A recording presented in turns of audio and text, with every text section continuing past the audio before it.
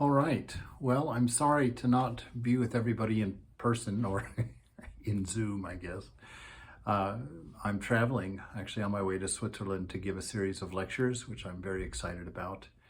And so we get a rather plain experience here. I'm just going to, this one class tonight is recorded since I'm somewhere over the Atlantic at this point.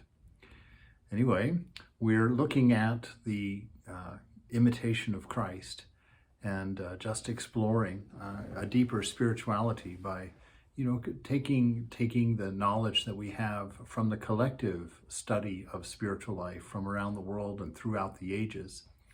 And instead of hemming them in and bounding them off from each other, we're enhancing each other and creating a singular, deeper, wider, better whole, at least in my own experience with that. And I wanted to share that. And so as we read these scriptures from different traditions, and on Thursday nights, of course, we do the Christian scriptures, we take what we know from all the world's scriptures and enhance and deepen our understanding of the divine and how we're moving forward.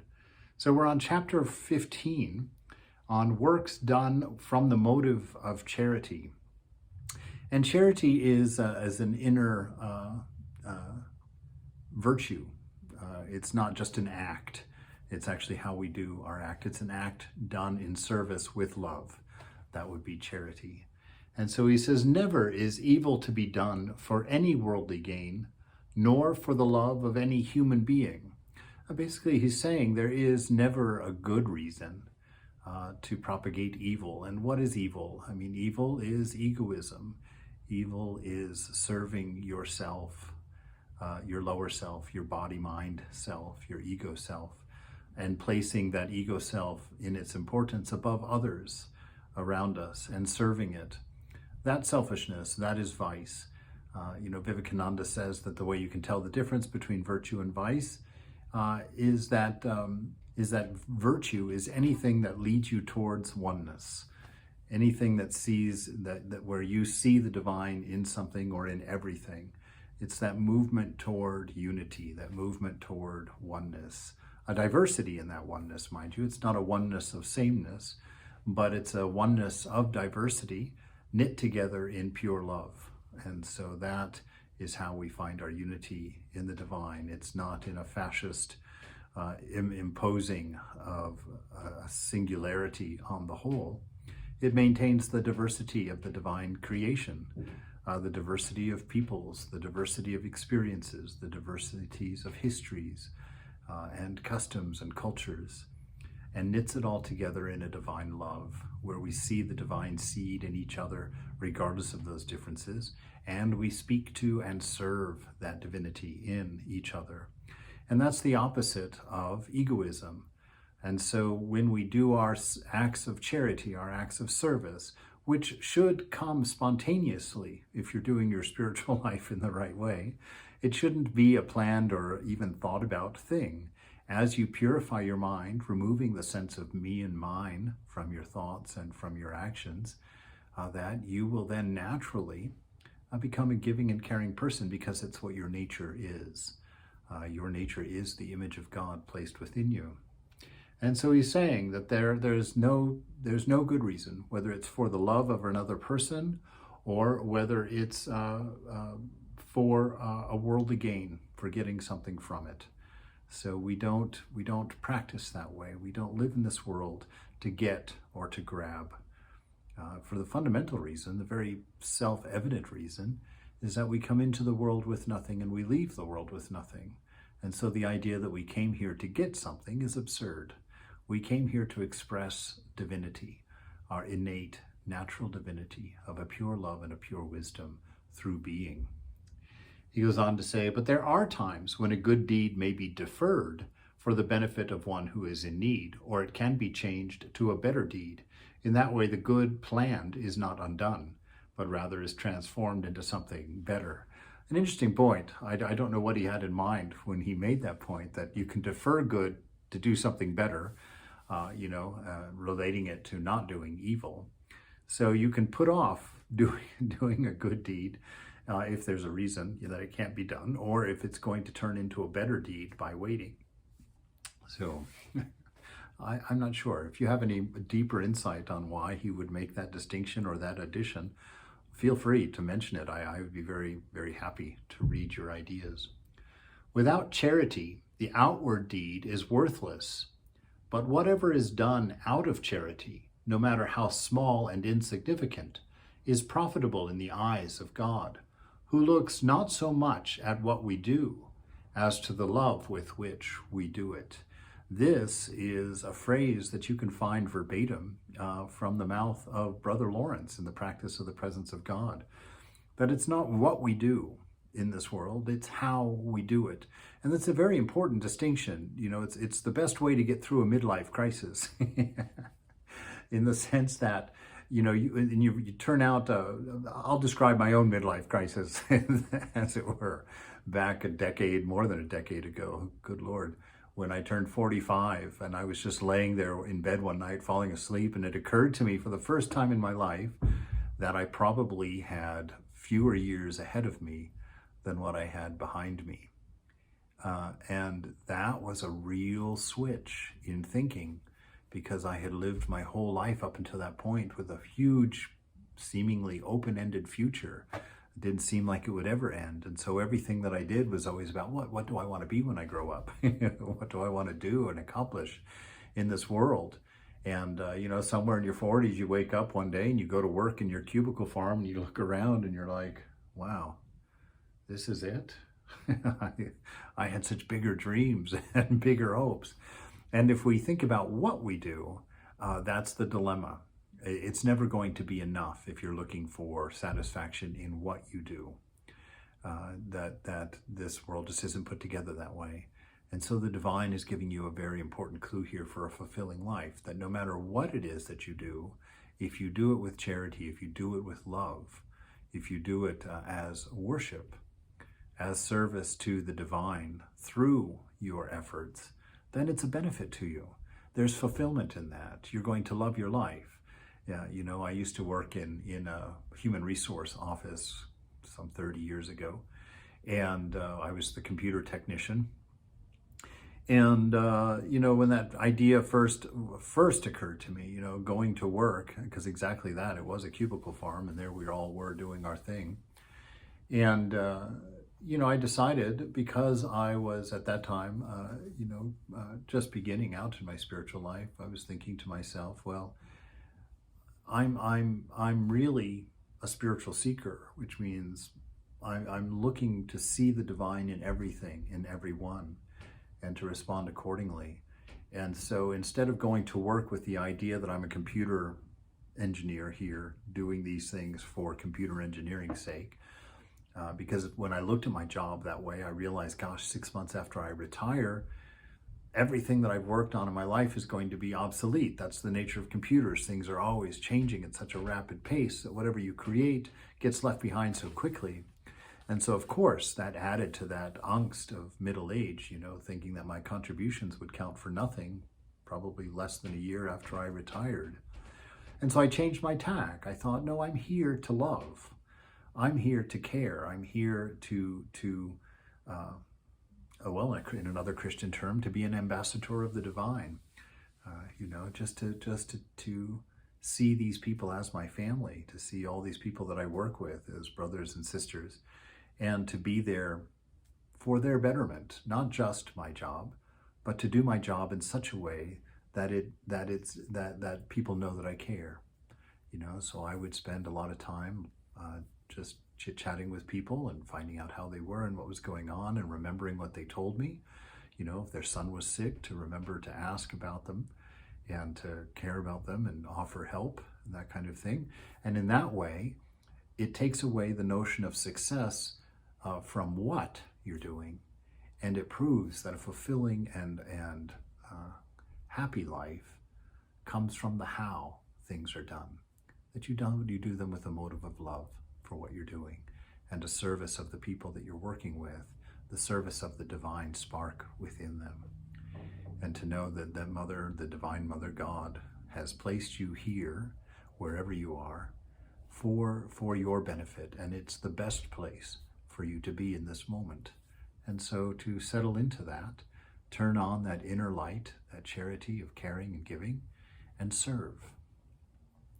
Because otherwise, he says, without that charity, the outward deed is worthless. It has absolutely no value whatsoever. It's like making your bed in the morning.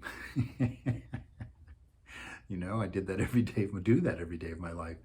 And there's that very good argument. Why should I make my bed? I'm just going to be getting back into it and messing it up again. But we do it for the sake of discipline. We do it for the sake of our own training, our own self-control. And it does create a less tamasic or lazy life.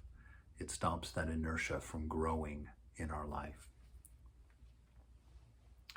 Those who love God much do much, and those do a deed well who perform it for the common good and not to please themselves. Right? If you work from divine love, you get a lot more done because you won't lose your energy. When you work in an ego frame, it's being driven by ego, by self, by need, by desire. And that is an exhausting way to work. Well, as a spiritual seeker, part of your task in finding your realization, finding out your nature, is to find a source of infinite inspiration within yourself, so that you work from inspiration. And people who work from inspiration run circles around those who work from egoistic principles. You can get so much more done and have so much more energy to spend on these things. And here it is in the very scripture, in the Imitation of Christ, saying, those who love God do much, and those do a deed well who perform it for the common good and not to please themselves. And that's the secret. We don't work from an egoistic motive. We work for the common good. We work for that spark of love that we work to recognize in each other. And by doing that, it becomes a sense of community. It becomes a sense of a common well-wishing. Often what appears to be charity is really done for carnal motives, for self-love, the hope of a reward, or some personal advantage, seldom being absent. And this is quite true. I mean, a lot of times we want to save the world.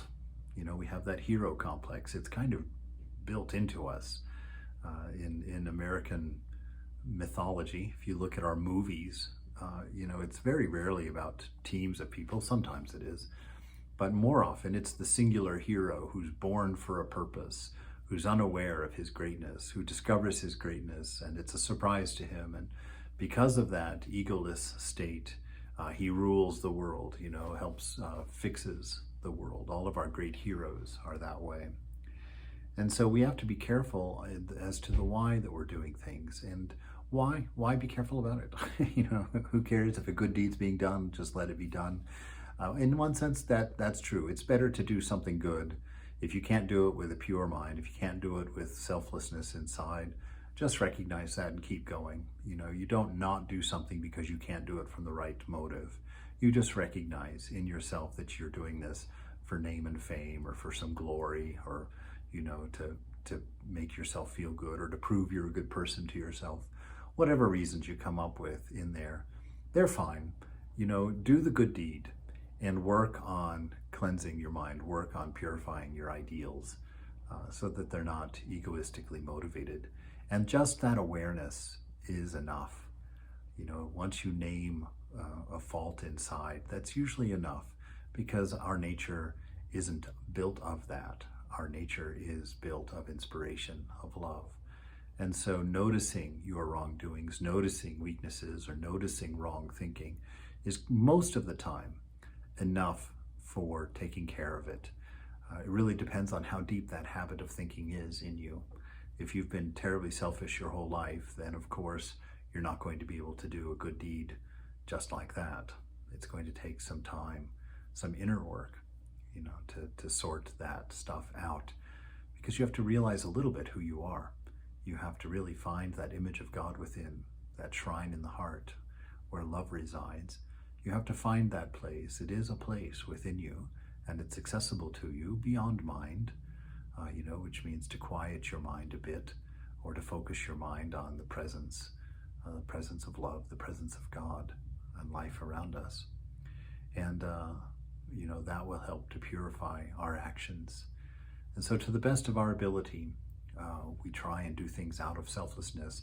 And the way the scriptures teach us that, at least some of the older scriptures in the world, will teach you to be able to do things from the proper motive, by that knowing of what you are, by that silencing of the mind and discovering a whole world that lies beyond the noise of thinking, and to do it in the moment as worship. So like whatever it is you're doing, even if you're filling out that DMV form, that's the one I always use because I can't think of anything more mundane than being at the DMV, filling out a form for your license upgrade or whatever. And so when you're doing that, you're sitting there and you're not just doing it to get a license and you're going to hand it to this poor woman who's slaving behind the counter with person after person after person. You actually do it even as worship. And so you're filling out that form as worship. So you're filling it out very accurately, very truthfully. You're doing it carefully with presence, with mindfulness. And you fill it out, and instead of just, slipping it across the thing to give to the DMV, you offer it to the divine that you know is present in that person working at the DMV. And you smile at their eyes as you look through them and through their mind to the source of their being, which is God, which is that divinity.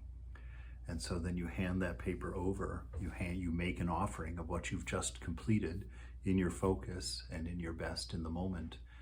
And that's how we move forward in life. That's how you become successful. That's how you become a good person. That's how you manifest the good person that you are. Let's put it that way. Everybody is good. It just takes a certain amount of polishing, but all the vessels are made of gold. All right, so those who love God do much, and those who do a deed well, who perform it for the common good and not to please themselves. Often what appears to be charity is really done for carnal motives, for this self-love, hope of reward, or some personal advantage, seldom being absent. And there's another point that should be made there, is one of the reasons that this is very important is if you are serving people, if there's someone who's in need, and their life is in such a situation where they're quite frequently in need, and if you are doing it for name and fame, or if you're doing it for any selfish motive like that, ultimately what's going to happen is a resentment is going to grow in the person that you're serving, because when you are doing it for your own benefit and you see yourself as helping this person, you've placed yourself above them. You're the one who can provide help and they're the one that needs help. And if you hold somebody in that position very long and they're in that position frequently, that resentment's going to grow and the arrogance is going to grow in you, which means you're going to expect them to be gracious, to be full of gratitude toward you, to be thankful for your efforts. You're going to need to get from them a certain response, which because of their resentment toward being used by you to fulfill your own need is not going to come. And so that relationship's going to break down. That charity is going to be poisoned. So it is a very important point. If you worship that person's spirit, if you worship God through that person, so that you're not helping them because you're better than them or whatnot, you're helping them because it's your nature to alleviate suffering. And so obeying your nature, you worship the divine in them by making your offering of love to them. And if you do it that way, that resentment doesn't grow because you're not doing it for a personal gain and you're not making any judgment about that person. You are simply being a human being in the purest and best form, the best way. How well they know that no good begins in humans, and so they refer all to God, from whom all things come, and in whom all the saints find their eternal blessedness. If they had only a spark of real charity, they would know in their souls that all earthly things are vain. This is exactly what we're talking about when we're talking about seeing divine love in each other, seeing that divine spark, that image of God that we are. That is seeing God in everything. If you look at the world materially, you become a social Darwinian. Some people deserve their death, their horrible fate in this world. And it becomes very cold. It becomes very careless. We become very calloused and say horrible things that are from really a disposition of foolishness, because we do not get what we get in this world because of merely because of the choices we make, or merely because of our efforts. If you're born into a wealthy family and that wealthy family has made big donations to a great Ivy League school, all these things are given to you, from your birth. You are way ahead of the game. If you're born into a rich family, you're way ahead of the game of 70% of the rest of the world. And if you take credit for that in and of yourself, what a shame. What a stupidity. What a blindness. You take your blessings and you make yourself a blessing to the world at large by who you are. This working for the ego will eventually wear you out. You can see people who have lived that way. A lot of bitterness once you start getting older and can't get the things that you enjoy. You're not a beautiful person anymore, so you can't, manipulate others for your own pleasure. Don't have as much energy. You're not as strong as you used to be.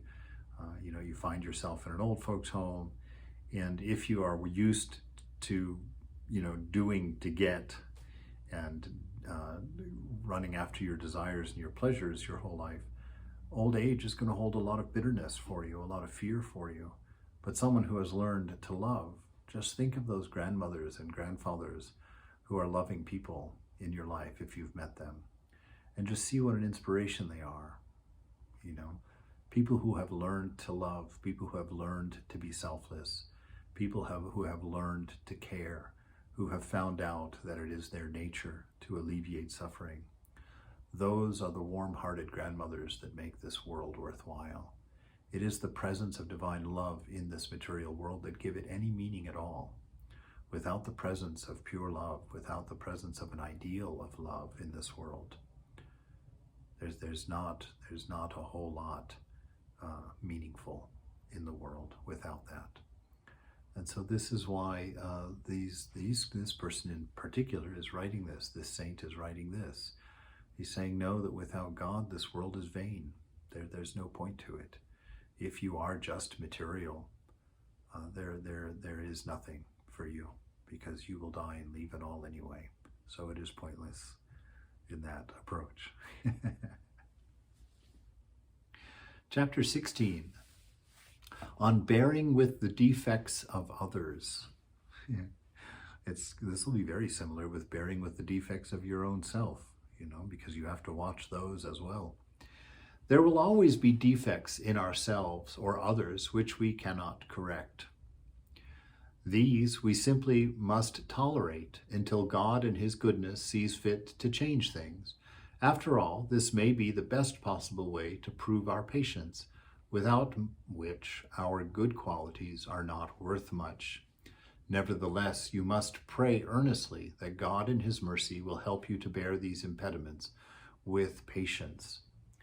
The best way that I found to carry out this intensity of teaching is to see yourself in others. The way that we're put together as humans is that within each one of us is a singular battery that is the same for all of us. We're all running on the same battery. And this battery is pure love, pure wisdom, pure being, right? And it spreads out its light in an equanimous, even lighted way to the whole world. But it's placed here, let's say, in the back of our head. And so that light has to shine through a mind. And if your mind is full of egoism, full of me and mine, then that light loses its equanimity and its even spread of its rays, of its benefit, and becomes focused in only one or two directions, toward the people that you think deserve to be treated well, to only the people you think deserve to be liked, or only the people who are of benefit to you, only people that are in your sphere, your children and your friends and whatnot. And it becomes very tribal, very small-minded quite quickly. And so if you understand that that same divine light, that same pure love is at the heart of every person, then you can know that's what you see them as. That's what you respond to. That's what you talk to. And all of those other things that happen when that person gets in a mood, or that person abuses you, the person yells at you. And of course, all of this with a grain of salt. I'm not telling you to, accept abuse over and over without doing anything. That won't be natural to your spirit either. But you understand people to be good people fundamentally. And then you try and understand where are the twists in their mind, in their egoism. And the purer your mind, the more clearly you can see in the minds of others. You can see where their actions are coming from. And so by serving that divine self within, that's how we love everybody, even if they don't deserve love as such, even if they're not on our party list, So that learning to see that divinity within you will naturally teach you the divinity in others. And by becoming constantly aware of that divinity within you, you won't be caught off guard by the behavior of others. And you'll know when you have that awareness of that divine love within, you'll know how to respond in the most helpful and the best way. If you respond in an egoistic way, evil begets evil, anger begets anger, insult begets insult, And so we have to look through each other at the divine spark that is in common within all of creation, actually, not just humanity, but everywhere. You can look in your pet dog and see that divine spark. Look in the face of a cow in the pasture and see that divine spark. You look long at a flower and you'll see that divine spark. It's everywhere. It's just waiting to be recognized. Take your eyes off of your own self and put it on the divine love, and you'll see it everywhere.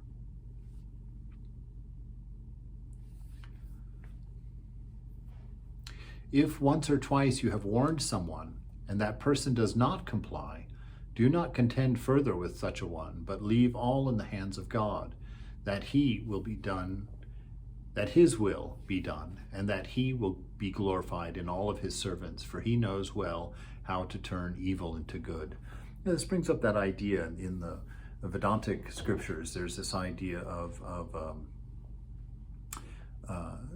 saluting someone from a distance. The way they say is like the tiger god should not be intimately saluted. You don't run up to a tiger in the wild and give him a big old hug and a smooch and say, "I love you," because it's not safe, it's not wise. But you don't disrespect the tiger, You salute the tiger from a distance. Keep yourself safe, right? And there's another parable too, which is very familiar to people studying the Vedanta anyway, of this young monk whose guru tells him that God is everywhere. Everyone is God. Everyone is a manifestation of God. Every animal, every being, every plant, everything is a manifestation of God. And so to see that, and so this young monk is going out to beg his food, and there's an angry elephant running wild, and the controller of the elephant, the Mahut of the elephant, is yelling, get out of the way, get out of the way, the mad elephant coming, get out of the way. And the young monk sees him there and he thinks to himself, oh, but that elephant is also God, I shouldn't be afraid, and so he doesn't get out of the way. And of course the mad elephant charges him and picks him up and dashes him against the trunk of a tree, and he falls unconscious and severely wounded on the ground, and off the animal goes. And later in the day, his brother monks come walking by and see their brother, laying there unconscious under this tree, all bloodied up like that. And they carry him back to the monastery. And the guru is there nursing him, taking care of him. And he comes to. And the guru says to him, what happened, my boy? And he said, well, you told me this morning that everything was God. And so I thought that the elephant was God. And so I was not afraid of him. And the teacher says to him, he says, well, if everything is God, then was not the Mahut who is yelling from the top of the elephant for you to get out of the way, was that not also God? Should you not have obeyed that as God as well? And so you see, this is how we learn. This is how we expand our mind.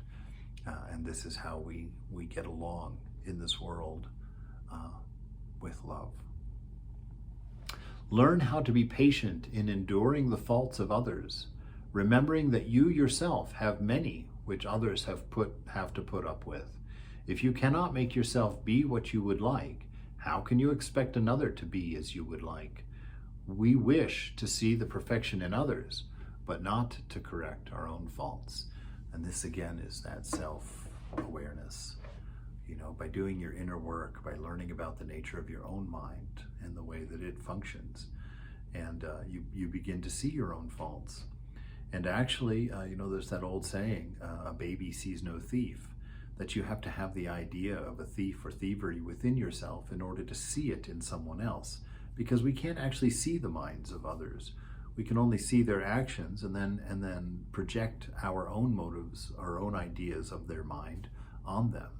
So we can't really understand them, but we can understand ourselves, which as a fellow human is usually enough to do. And so this begets patience. When my stories are all very old and well worn, but they mean a lot to me, and so I keep sharing them. But this story I tell of being in a line for a piece of pizza, right? And there's 3 people in front of you. You're the 4th one, and there's 3 pieces of pizza left, right? And the first person's going to take theirs, the second person's going to take theirs, the third person takes theirs, and you're left with nothing. And what does your mind want to do? Your mind wants to call them selfish. Weren't they even thinking about the person behind them? Why didn't they cut it in half? Why didn't they share it? Or why didn't they leave it? Anything like that. But see, if you sit and look at that situation, you understand that it's your selfishness within you that is so concerned that you didn't get your piece of the pizza, and so you blame everybody else for being selfish, right? And this is the trick. The faults that we have within ourselves are the faults we see in others. And the best way to find out what your faults are is to pick a person you don't like and write a nice little list of their faults. And I promise you, with some reflection, you will find the seed of all of those thoughts within yourself. And actually, some of the things that we hate most about ourselves, if we see it in somebody else, boy, do we jump on that. Do we really take that to town? Because the ego likes that. Because the ego can feel better about itself if it can see the faults in the others. It buoys itself up higher on the channel, I guess it was, or whatever it is. you buoy yourself up and above. You become arrogant, you become proud, and so this ego is constantly trying to do that, because the ego itself, which is our identity, our personality identity, doesn't really exist. It's a conjuring of ideas and a collection of desires and distractions and aversions. It's just a collection of thoughts and ideas, limitations and restrictions, Swami Vivekananda says. And so this idea of who you are is nothing but a collection of limitations and restrictions. And so it's eternally insecure. If you identify yourself with ego, then yes, you're small. You're going to always have to work on growing a more and more arrogant self to push your way through the world. But once we realize that there's no need to build up that ego, that it's like peeling an onion, there's nothing at the center of it, then it can stop being our main concern.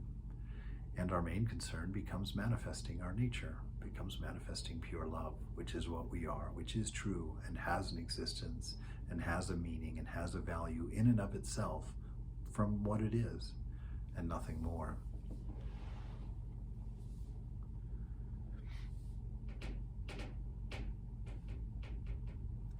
We want to have others strictly reprimanded for their offenses, but we will not be reprimanded ourselves.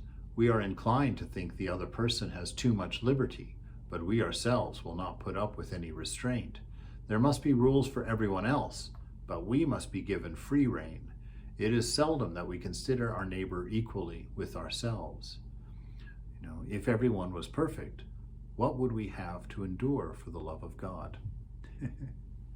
All right, so this notion is exactly this. This is why meditation is so important, that inward reflection. This is why getting to know your interior world and not just the world of the senses is vitally important, because we do make all kinds of room for our own misbehavings. We have explanations for everything that we do. You know, every thief or every criminal can justify what he's done, because we don't do things that we don't feel justified in doing, right?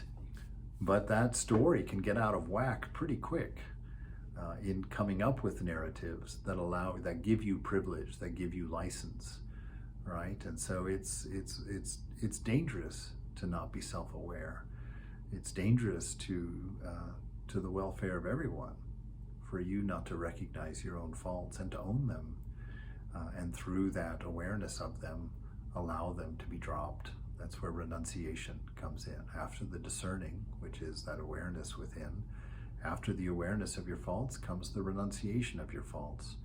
You walk away from them because they're not helpful to you or anyone. They aren't what you are. They helped a make-believe scenario that wasn't true, right? If everyone was perfect, what would we have to endure for the love of God? Well, that's one way of thinking of it. I've never felt much benefit in that idea of suffering on purpose. I think that I think egoism can get mixed in there quite quickly. You do enough austerities, you start becoming quite proud of your austerities. You start doing heroic acts of worship or meditation, and you start becoming proud and smug about your practice. This is there. Be glad when you have an opportunity to push against your ego, which is what he's talking about here, that suffering that we go through. Suffering only happens when our attachments are challenged. The things we desire are not being given to us. That's the only time that we really have that. And so, yes, you can be glad that will help make you aware of your attachments, the things that you cling to for your identity, the things, your pleasures and your desires. Sure. But you have to understand that the suffering is because it's not in line with what you are. It's not in line with your nature. And if you act in violation of your nature, if you do something that's not out of divine love, something that's not wise, it will come back and bite you. Your life will suffer. You will suffer. And if you look around in your life and you see a lot of suffering, then go and look deeper and try and find a lot of attachments. A lot of things that you have defined yourself by that have nothing to do with you. It's an invitation to be free. It's an invitation to renounce and to transcend this small ego, this really ultimately non-existent thing that exerts itself in all of our behaviors because we have a wrong idea about who we are. We don't see ourselves as spiritual and divine. We see ourselves as material and needy, right? God wills us to learn to bear one another's burdens. No one is without faults, no one without a cross, no one self-sufficient, and no one wise enough all alone, right? So this is what we have to deal with. This is what we have to come to know. That we're all in this together, and none of us can do it alone. And so we live for that common good, for the divine in everyone, to express, to manifest God. I always tell everybody, if you can't see God, then love more, because God is love. And so your actions of love will manifest God, and you'll see her everywhere with those efforts to love without motive, to love without reason, just to love because it's who you are and what you are. So we'll stop for today here, and we'll pick up with chapter 17 next week. Be well.